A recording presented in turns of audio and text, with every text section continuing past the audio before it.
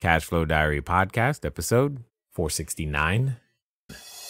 Welcome to yet another exciting episode of the Cash Flow Diary Podcast, the podcast that teaches you insider tips, tactics, and strategies for creating leverage streams of cash flow into your life. Learn from top-performing entrepreneurs, business owners, investors, and thought leaders from across the globe as they share their secrets to success. Like what you learn on this and other Cash Flow Diary podcast episodes? Go to learninvestingnow.com and sign up to receive powerful tips and information that will help you succeed as an entrepreneur and investor. Now, here's your host, investor, entrepreneur, business owner, educator, speaker, author, and master facilitator of Robert Kiyosaki's cash flow game, Jay Massey. All right, ladies and gentlemen, welcome to another episode of the Cash Flow Diary Podcast. I'm your host, Jay Massey, and I'm glad that you are here today because here's the thing. I have said it before, and I will say it again. And I think you already know kind of what I'm going to say, actually. You and I will never, keywords, never out-earn our personal growth, period. And one of the most important things that you can invest your time in doing is making sure that you become a bigger, better person. And one of the ways of doing that, of course, is allowing someone else's ideas into your life. So let me give you an example of what I mean. You may be in a position right now that you are used to earning, a six-figure income on an annual basis. And that's wonderful. But would it warp your mind if all of a sudden you were able to put yourself in a position where you had six figures on a monthly basis? I think the answer is yes. But in order to make that transition, you must transform. I have with me today a gentleman who's going to help you do exactly that. Transform because you want that type of transition. I have with me none other than Brian Matsen. He's widely known as a respected and highly successful entrepreneur, sales trainer, investor, speaker, and proven expert in personal development. Now, here's what I want you to understand. Brian, he started out as a guy just like you and I. That means the things that he's achieved, you and I can actually do. And I want you to listen. I want you to take notes because at the end of the day, on the other end of your journey, I think Brian is a part of the path. So help me welcome Brian Matsen. Brian, how you doing? I'm doing great, Jay. Thanks for having me on. I am glad that you are here today, excited for it because personal growth, it's kind of important. It's very important. Every one of us, our results are a direct reflection of what's going on inside of us. Excellent. And if we're going to change what's going on the outside, we got to change what's going on the inside. I can't wait to jump into it. Now, before we do, however, this being your first time here, I have to ask you the same question that I ask everybody else. Are you ready? I'm ready. All right. I tend to look at today's entrepreneurs a lot like yesterday's superheroes. Batman, Robin, Wonder Woman, the Hulk, etc. Because I think entrepreneurs and superheroes have a ton of things in common, chief among them. As an entrepreneur, occasionally, I can imagine myself flying around town, maybe even wearing a cape and tights and using my products and services to save my customers. But also like a superhero, an entrepreneur has a beginning. For example, if you think about, say, Spider-Man. There was a time before he was Spider-Man, he was just Peter Parker, going to school, getting good grades, trying to take some photos, get some pizza money, maybe go out with a girl or so, and make that happen. That was it. And then one day, he discovers that, hey, something happened to me, and I've got some special abilities now, and I get to choose whether to use them for good or for evil. So my question to you is as follows. Before your career in the financial industry for 20 years, before helping individuals become bigger, better, badder versions of themselves. I mean, you spent 14 years as a regional vice president with ING and Voya Financial. That's a Fortune 500 company. You received number of awards and amassed over $1 billion in sales. So people know you for a number of different things.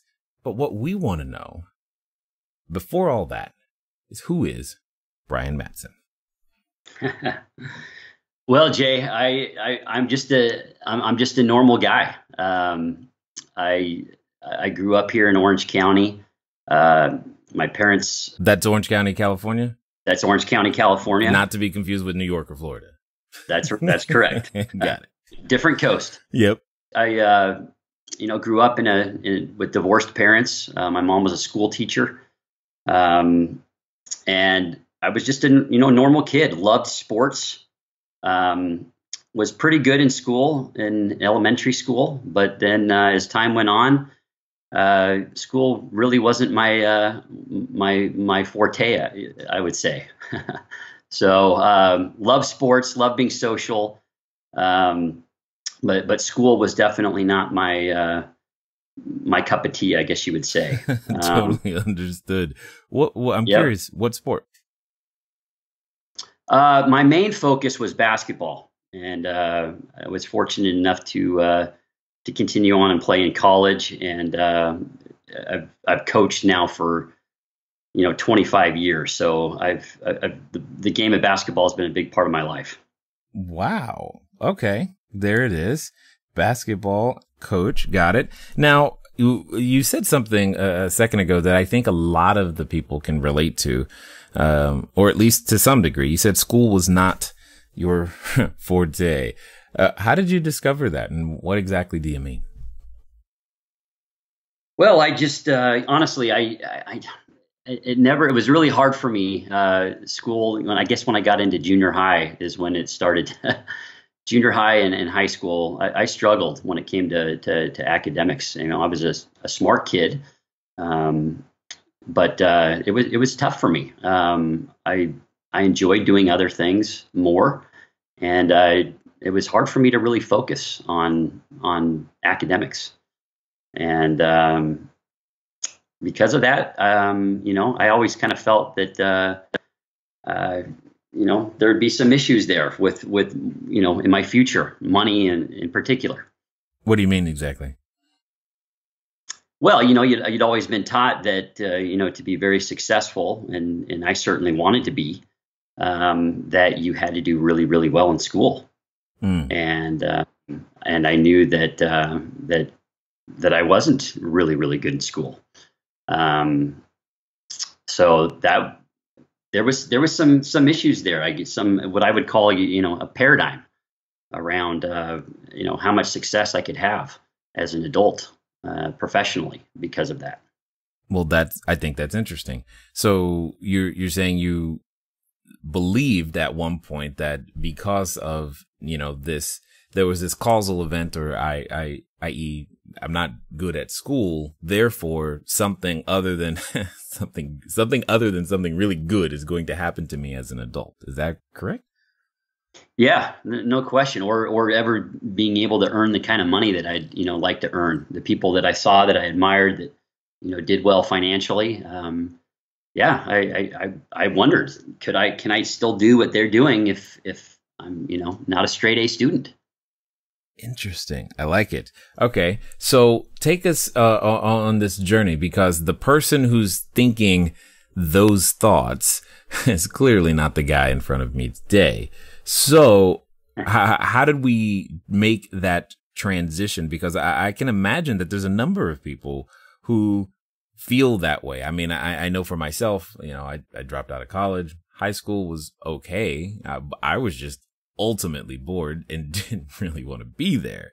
But at the same time, the world can present itself in such a way that if you don't do these 12 checkmark things in this prescribed order, then we have nothing for you. But yet you've managed to carve a completely different path. So tell us about that. Yeah, no question. So thankfully I did have sports, because sports gave me a tremendous amount of confidence. I was very good at sports, and again, in particular in basketball. So that really gave me a lot of confidence that I probably wouldn't have had if I didn't have sports. So I knew that it taught me a lot, that I could work hard, that I could focus, I could have goals there and be successful. So that gave me a lot of confidence. And then right out of high school, I volunteered to go on a 2-year mission for my church in Puerto Rico. So I left home, went to a foreign place that hold on. Where I didn't know anybody. You said volunteer to go to Puerto Rico. That sounds like a vacation right now. Well, let me tell you, it was no vacation. Okay. We believe you. I'm just saying, if you said like volunteer to, go to Antarctica or something, they'd be like, oh yeah, I don't want to do that. But there's probably a lot of people who are like, that couldn't have been that hard, Brian. Come on, really?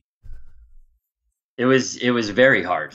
It was the most difficult thing I had ever done in my life. And it turned out to be the foundation for my future success and for everything that has happened to me in my adult life. But it was a very difficult experience. I didn't know Spanish at all when I arrived. Oh yeah, this is great. So I was forced to, from day one, to go up to people that I didn't even know and introduce myself and strike up a conversation. And again, this was in a foreign language. So I had to adapt really quickly. And if you've been to Puerto Rico, for those of you that do speak Spanish, and if you know Puerto Ricans, they speak faster than anybody that speaks the Spanish language. I had the little Spanish that I did know. I was like, that didn't help me at all, because when I first heard them speak, I was like, is this even Spanish? That's so awesome. They spoke so fast. It was incredible. But yeah, I was forced to talk to people every day in a foreign language, and I really had to hit that, what I call a terror barrier, and push through it and force myself to overcome these fears of speaking with people. And it got easier as time went on, but it was very difficult in the beginning. Interesting. Got it. Okay. Now you said something that I think is pivotal for everybody to understand, in that you said this laid the foundation. How so? Well, first of all, we were on a very tight schedule. So we woke up every morning at 6:30. We would study for a couple of hours, both individually and with my companions. So throughout the 2 years, I was always assigned another missionary that was with me. So we would study together, and then we'd study on our own before we went out, and worked all day long. And we did. We worked all day long, from 9 o'clock in the morning until sometimes often 10 o'clock at night. And we were out, physically, walking or riding our bikes, knocking on doors, talking to people, throughout the cities that we were in. It was extremely hard work and very hot weather, by the way, very humid. And but it taught me so many things. It taught me discipline. It taught me how to focus on other people, to serve other people, and not focus on myself. It taught me the importance of studying. Just so many positive habits that have, again, just been so pivotal for my success as as an adult. Got it. So, and a professional. So yeah, which is what I was going to say. So how do we go from there to the version of Brian that we know today, that's been able to help entrepreneurs become bigger, better, badder versions of themselves? Well, so those two things have, like I said before, sports and that volunteer mission is really what carried me. I got home from that mission. I went to college. I did much better in school than I would have if I had not gone on that mission. I can tell you that for sure, because of the habits that I studied or developed.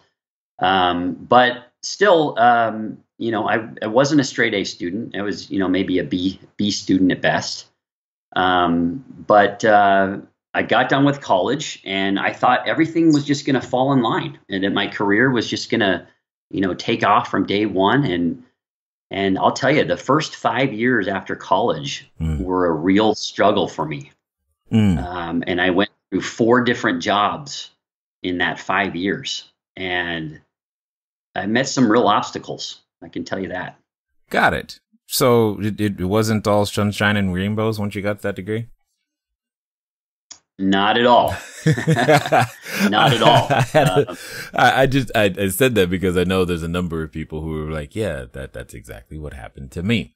So let's begin to talk about what I like to call that superhero moment. It's the moment where you realize that I've been going about my life, if you will, a certain way, and then something intervening. Usually there's an intervening event that happens, and then you wake up realizing I need to do something different. What was that for you? Yeah, for me, it was after that 4th job within the 5 years. I got let go, and it was a pivotal time for me. Again, my career wasn't unfolding like I thought it would. And, my confidence was down. I was really struggling. And I thought to myself, you know what, if I keep doing this, I'm going to keep getting the same results. I've got to change. I've got to change the way I'm thinking. And that's the time that I really started to get into personal development. And again, thankfully, I had that mission experience and I had my basketball career to look back on. And I realized that, you know what, I need to focus on, and I need to have that focus that I had when I was an athlete and when I was on my mission. I need to have that same focus in my career. I felt like those first 5 years, I was just kind of drifting. So I really started getting into personal development, and I started to change the way I thought about everything.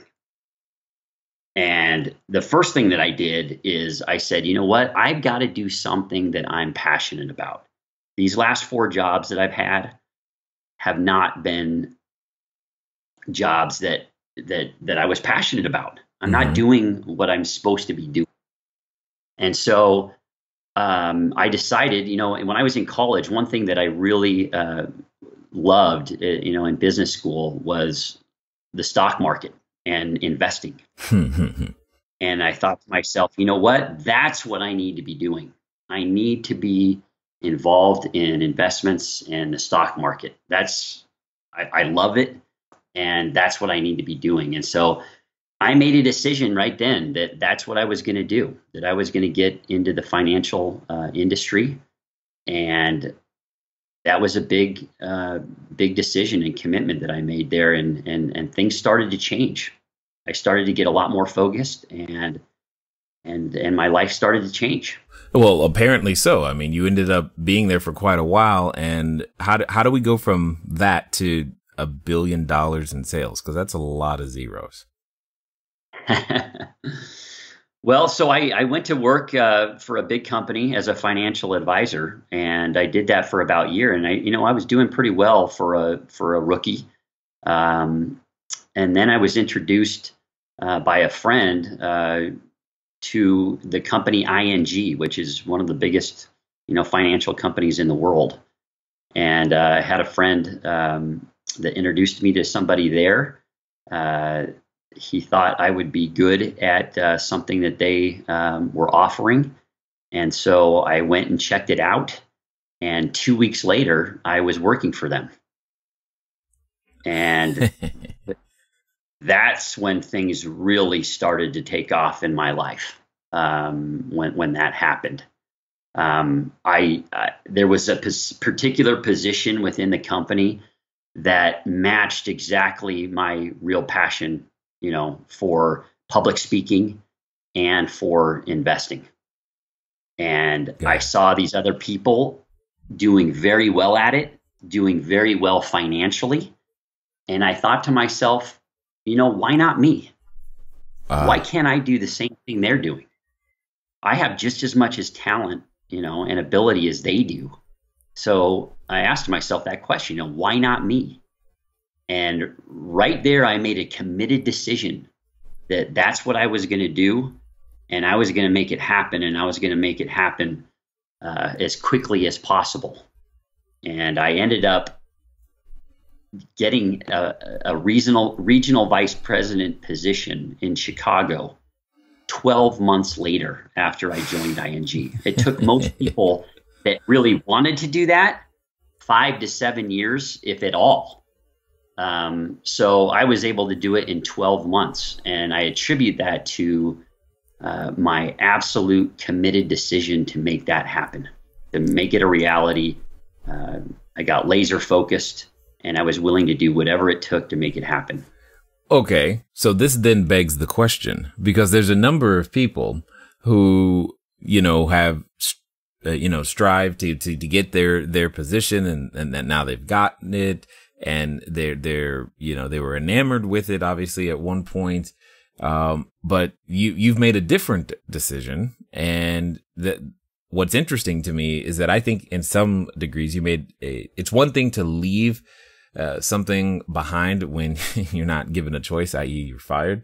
It's another to leave something good for something you might perceive to be better or greater. And I guess my question is where did the courage, the desire, the impetus come from to leave that behind to begin to help other entrepreneurs to be able to make these types of transitions in their own business?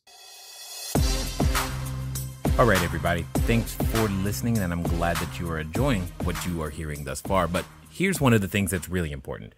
One of the most important things that you can do is get started. One of the things that I've said before, and I say again, once you get started, stay started. But more importantly, there can be lots of roadblocks to getting started. So what we're going to do is we're going to remove one of those roadblocks for you and make it a little bit easier. Because the thing that I don't want to stop you is thinking, do I need a local number? How about a long distance number? Or should it be 800? How on earth am I going to make that happen so that people can contact me as I'm out there building my business, making my cash flow grow? But most importantly, understanding that it doesn't have to be difficult. Many of you may know, but if you don't, there's a company out there by the name of Grasshopper. And what I want you to do is I want you to go over to trygrasshopper.com/cashflow diary. Grasshopper is the entrepreneur's phone system. It works like a traditional phone system, but requires no hardware to purchase, no software to install. It's just a number that flat works. So if you are out there building that distributed workforce across many different locations, it's a way for you to still go out there and make your number be unified, simple, easy to use, something we've been using for quite some time. So again, go over to trygrasshopper.com/cashflow diary. Now, let's get back to the rest of the story. Yeah, so I like I said, I did this for a long time. I worked for the same company, for 14 years and was at the, at the pinnacle of my career. I was that's exactly my point. I mean, you're the epitome of comfort, and now you're going to go shake things up. I had the whole golden handcuffs. I had everything. I mean, there was no reason, sensibly for me to leave, but I knew that for me, it was the right thing to do. I really felt like my true calling, at that time was to help individuals and businesses recognize and realize their true potential. And I felt like I had a lot of the answers that, people are searching for to help them get to the next level. And so I made the difficult decision to leave my career and do that. As difficult as it was, I've never looked back on it and regretted it 1 second. It's been the best thing that I've done. And it's been such a reward and joy for me to watch my clients do better than they've ever done before and never thought possible. No, okay, let's talk about that, because the thing that's going through my head is I hear that it's almost like there's this hero's journey type of story right now where you set off into the world, you had some challenges, you overcame them, you had more challenges, you overcame them. The hero has learned some lessons and has now returned going, I am bigger, I am better, I am better. Now let me help you. And I hear that, which is great. What are some of the things? So I'm sure there's a number of people. Let's give them three different categories. There's an entrepreneur listening who maybe they're just getting started, but they're having trouble doing what you did, leaving that comfort behind. There's that person. And then there's the person who's already started, and maybe their business is, kind of going, but there's only so many times where they can only do 300,000 a year or 400,000 a year. And they're like, man, I should be able to produce more. Like, what's up with that? And then there's that third person who's, they're doing fairly fine. Maybe they're in the millions of dollars, of revenue, etc., but they're ready to still take it to the next level. What would you say has been common amongst your clients, in terms of the most common things that are in our way? That's a great question. Fear is number one, right? Fear is the number one cause of failure. So that is always going to be a struggle. And by the way, that's never going to go away. If you want to grow, if you want to expand as a person, as a business, there's always going to be fear. And you have to learn how to bust through what I call the terror barrier, and get to the other side. And most people don't ever get to the other side. They let fear control them. So that is something that I help my clients understand and get over, is fear, number one. Another thing is, Jay, is that most people, even successful people, a lot of times they're not real clear about exactly what it is they want. They're not going after the right type of goals. And that's one of the things that I've helped my clients with more than anything, is get real clear, maybe for the first time in their lives, on exactly what it is they want. There's three types of goals, A, B, and C type goals. Okay. An A-type goal is something that you already know how to do. So if you're setting that type of goal, there's no growth involved in that at all. You're not going to grow. It's already something that you know how to do. But unfortunately, a lot of people set those type of goals. Then there's B-type goals. And these are the type of goals that people think they can do. Well, if I do this, and this, and this, and this falls into place, then I can grow my business by 10 or 15% this year. Well, the problem again with that is that, yeah, you might be stretching yourself just a little bit, but there's no inspiration in that. You're that goal is gonna fall off real quickly. So those A and B type goals, there's no inspiration. There's no passion involved in that. The type of goals that every one of us need to be going after are C type goals. And C-type goals are the type of goals that there are wants. It's what we really, really want, but we have no idea how we're going to get there. Okay. I think some of us live in C-type goals, but yeah, absolutely. Give us an example of, if you can, what someone that you worked with who came to you maybe with A-type goals, but you helped them transform them into these C-type. Yeah, I mean, just about every one of my clients, even I think most people that are goal setters, I think they typically are more in that, setting B-type goals, things that they think they can do. But I've had many clients. I'll just give one example. I have a client that owns a business. He's got about 15 employees. He had been getting, the same results for probably the last 5 years, same revenues, doing well, but not anywhere close to where he wanted to be. And so I helped him, develop a C-type goal, and it's just been amazing. In a matter of 3 or 4 months, Jay, his business started to just absolutely explode. He's passionate. He's energetic every day. He's excited to get out of bed. His business is completely changing because he's going after something that's 10 times more than he's ever gone after before. So, and I have no doubt that he's going to reach his goal now, because he has that vision of what it is that he really, really wants and how he really wants his life to be. Right. And I guess what I'm saying is, it sounds like we're out of practice. Okay. So we don't know if on our own, left to our own devices, we're going to end up in the A or B category.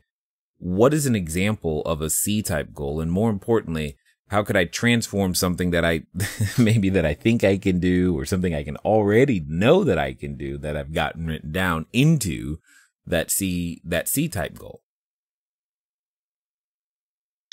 Yeah. So like I said, let's say you own let's say you own a business, or you're a real estate investor, and you've been making a certain amount of money, for several years. Mm-hmm. And you're the type of person that's maybe set, B type goals. You said, at the beginning of each year, you say, I want to grow my business by 10%. For most people, that sounds, pretty good, 10, 15%. Well, a C type goal would be something like, you have revenues or you're making, let's say you've been making, $250,000 a year on average. Well, now you want to make, $250,000 a month. Mm-hmm. That's a C type goal. You Perfect. don't know how, that's what you really want deep down inside, but you have no idea how you're going to get there. Got it. So that's the first step is setting the goal. But then we got to talk about, paradigms, because paradigms, really dictate everything that we do. And if you don't have the right, mindset, you're not going to be able to get there. So, well, okay. So let's talk about that for a second. Because the idea, of whatever you earn on an annual basis becoming monthly income, that's a real thing for a lot of individuals, either coming into the real estate space, and definitely for individuals coming into the short-term rental space. But you mentioned this paradigm. How do you define those? And more importantly, if that's the key, how do we shift them so that it becomes our new normal, so to speak? Absolutely. So a paradigm really is a multitude of habits that are stored in your subconscious mind. Fixed ideas that are stored in our subconscious are habits. Another really good definition of a paradigm that I like is a paradigm is a mental program that has almost exclusive control over our habitual behavior. And guess what? Almost all of our behavior is habitual. Yeah. So that's what a paradigm is. We all have a paradigm. Every company has a paradigm. They might call it company culture. Company culture is just really a company paradigm. It's a group of individuals that all have paradigms that have, come together and created a company culture or a company paradigm. But we all have a paradigm, and your paradigm has an enormous influence over your logic, your productivity, your effectiveness, your creativity, your use of time, your perception, and your ability to earn money. So if you don't change your paradigm, you're not going to be able to change the amount of money that you're making. Right now, you're programmed to make the amount of money that you're making. And if you want to start making what you are, making in a year, and you want to start making that in a month, well, you're going to completely have to change your money paradigm. And it's not an easy thing to do. And that's where a lot of entrepreneurs, investors struggle, because they've been programmed to make a certain amount of money for so long. And now all of a sudden, they have the opportunity to create much more for themselves, but they have a real hard time getting past that. There's only two ways, Jay, that you can change a paradigm. Okay. Number one is through a strong emotional impact. The loss of a job, the death of a loved one, a divorce. You've been through a horrific, event like 9/11 or something like that. those are ways that, your paradigm can be shifted or changed. It's not the way you want it to happen, but those kind of things are definitely cause paradigm shifts. The other way you can do it is through constant spaced repetition with the help of a coach or mentor that really understands, paradigms. And that's exactly what I do, is help people change their paradigms. So you've got to get clear on what you want, number one, with a goal, with a C-type goal, but then you have to learn how to change your paradigm. And that's a difficult process. Well, what's interesting is coming up for me at this particular moment is that I'm just sitting here thinking that I'm like, in the back of my head, I said to myself, okay, so Brian, you're telling me that my operating system is designed to work a certain way. How do I make sure I don't have a virus? And more importantly, how do I upgrade it? Because that's really that's the terms that my brain started going into. I use a lot of technology stuff. So that's what I'm like, oh, so you're telling us we have a virus that we have been pre-programmed. We might be still running Windows 95. And now it's time to upgrade either to, an Apple operating system or the latest version of Windows. And I get that. It's just that can seem like a blind spot. Like, how does even someone know? Let's take it this way. How does someone know that it's time to come find you, like to upgrade their operating system? How do they know that? Because they could feel like everything's okay. Is that the signal? I mean, how do we know? Usually, and again, I work with people that are, just starting out, and I work with people that are very successful already. They're making very good money. Some of them are already millionaires. But like you said, they want to expand. They want to grow. Most people that come to me feel stuck. They feel like they're doing everything that they can. They're working as hard as they possibly can, and they're trying to do everything that they've been taught. But guess what? They're stuck. Their results are the same that they've been for, maybe a couple years, maybe 5 years, maybe 10 years. So it's usually people that are unhappy with where they're currently at. And they know that they can't do the same thing over and over because they already know what that equates to. They know they need to do something different. And if they don't, they know they're going to get the same results. They're going to make the same amount of money that they've been making. They're not going to get to that next level. And it's important to note too, Jay, that your paradigm has been developed from, number one, it's genetic. A lot of the habits that you and I have been passed along from generation to generation. We look like our relatives because of genetics, right? Right. We have the same mannerisms, but we also have a lot of the same habits. So that's number one. And then the second part is, and more important, is your environmental conditioning. It's how you were raised. It's how how you grew up. You were taught certain things, and you've been carrying around habits that have been, possibly in your family for generations, but certainly for a good portion of your own life. And again, they're not easy to change, but once you understand how to do it, you can make a quantum leap in any area of your life, not just your business, but in any area, once you understand how to change a paradigm. And but I think one of the paramount things as I'm listening to you going, that stuff, that paradigm that we have, it didn't get there, quote unquote, overnight. I'm going to take an assumption and say it's not going to go away overnight either.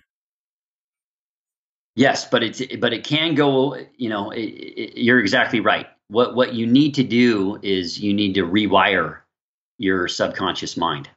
And that's what I help my clients understand. I mean, what I teach is not taught in business school. It's not taught in any formal education environment.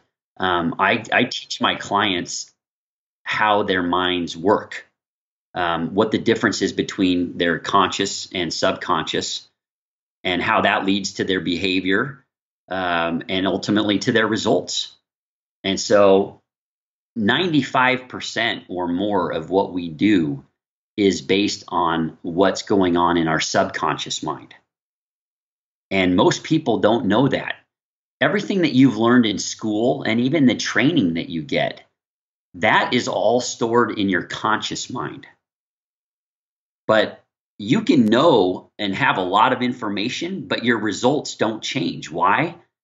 Because it's the subconscious mind which dictates your behavior, your actions, and ultimately your results. And until you change what's going on in the subconscious, you can have all the knowledge in the world, but it's not going to help you. And that's where a lot of people get frustrated because, even the people that have done well in school, for example, that doesn't always equate to financial success. And they think, well, I did great in school, so why am I not having financial Right. I was success? Awesome there. I should be awesome here. Yeah. Totally. You have a lot of knowledge, and that's great. That's all stored. But guess what? It's not about what you know. It's about what you do. And if you look at any successful person in any industry, it's what they do.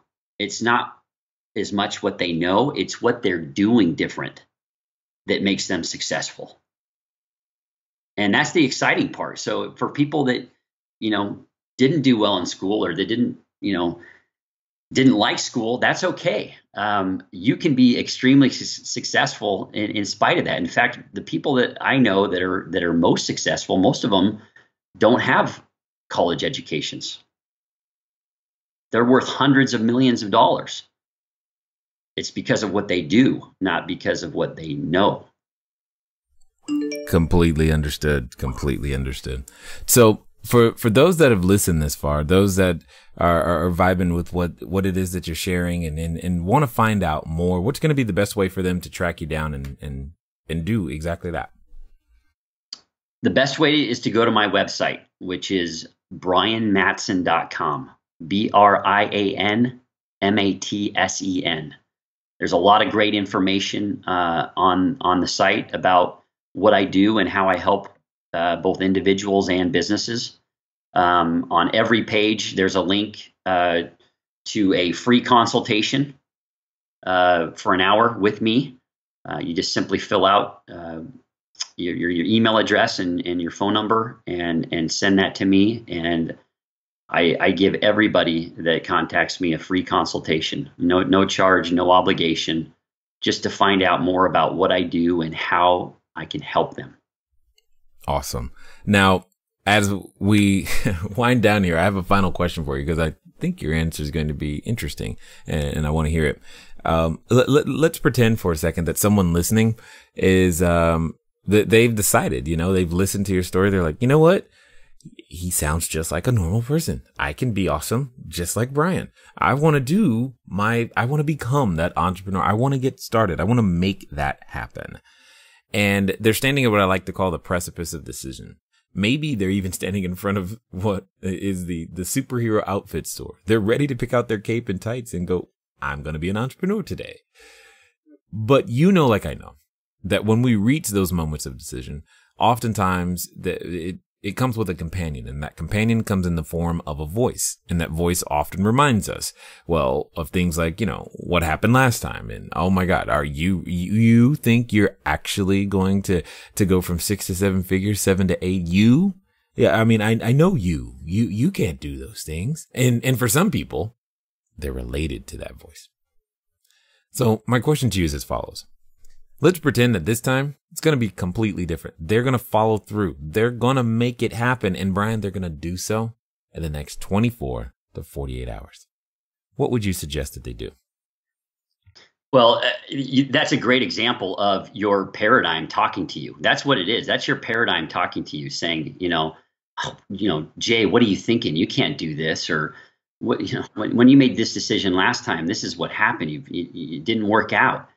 That's your paradigm talking to you, and you've got to ignore that and pay attention to your intuition, which is telling you you can do it. You have all the ability in the world, and so when you make a committed decision, Jay, something happens to your brain. You flip your mind and your brain onto a different frequency, When you make a committed decision to something, you will find the resources, the people, the money, anything that you need to make it happen, you will find it. If you make a committed decision. Now, most people, when they make a decision, it's not a committed decision. They think they're making a decision, but they're really not, because it's not 100%. You have to burn the boats. You have to decide, you know what? This is what I want for my life. This is what I want to do, and I'm going to be fully committed to it. And once you do that, boom, everything will begin to change. And again, if you're ready to do that and take your life, your income onto to the next level, I can help you get there. I don't think what I teach works. I know it works. I know it works. I know from experience. And every single one of my clients that is implementing what I'm telling them to do are doing better than they ever have before. And that's extremely rewarding for me. I can hear it in the voice, and I love it. I definitely want to say that I appreciate you being an example of actually like having had your own transformation, so to speak, as opposed to just saying, hey, look, here's something I think might work. In here, you can have it. This is more, that I've been through this process, and now I've helped other people through this process. I've been helping people. And if you want the same thing, that's exactly why I exist. And I definitely want to say that I appreciate you taking the time to share your knowledge, your insight, as well as your wisdom here with us today at the Cashflow Diary. Jay, thanks so much. It's been a real privilege and honor. Thank you. All right, ladies and gentlemen, you know what time it is. It's time for you to move at the speed of instruction. What does that mean? That means get over to brianmatsen.com. BrianMatsen.com. Why? Because the consultation was free. Hello. What does that mean? It doesn't mean that it costs you nothing. It costs you time. It's an investment, and he's willing to invest in you right now. So that's exactly why you should do it. You've been looking for someone else's ideas to help you move past those barriers, or if you're in one of those terror barriers like he called it, here's the great news. It's time to tear them down. It can be done, and you can do it. Ladies and gentlemen, it's been fun talking to you today. I look forward to talking to you soon. Until next time.